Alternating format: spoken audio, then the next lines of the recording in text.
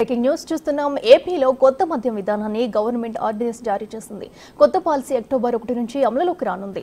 అనూహ్యమైన నిర్ణయాలతో కొత్త పాలసీని రూపొందించింది ప్రభుత్వం.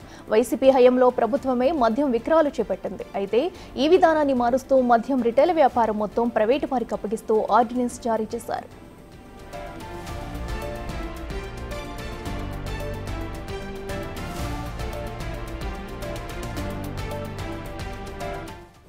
ప్రస్తుతం అసెంబ్లీ సమావేశాలు లేకపోవడంతో మంత్రివర్గమే కొత్త పాలసీకి ఆమోద ముద్ర వేసి ఆర్డినెన్స్ రిలీజ్ చేసింది. వైసీపీ హయాంలో ఉన్న పాలసీని రద్దు చేసింది. ప్రస్తుతం ఏపీలో 3,396 వైన్ షాపులు ఉన్నాయి. మరో 10% పెంచి 3,736 షాపులను పెంచనున్నారు. వీటిలో 10% షాపులను కల్లుగీత కార్మికులకే ఇవ్వాలని ప్రభుత్వం నిర్ణయించింది.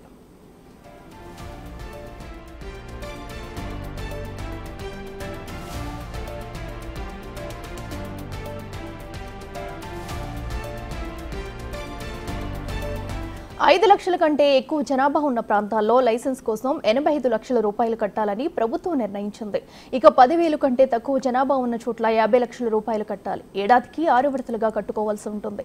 రెండో ఏడాది లైసెన్స్ అమౌంట్ 10% పెరుగుతుంది. కొత్త మద్యం పాలసీ 2 ఏళ్లు అమలులో ఉంటుంది.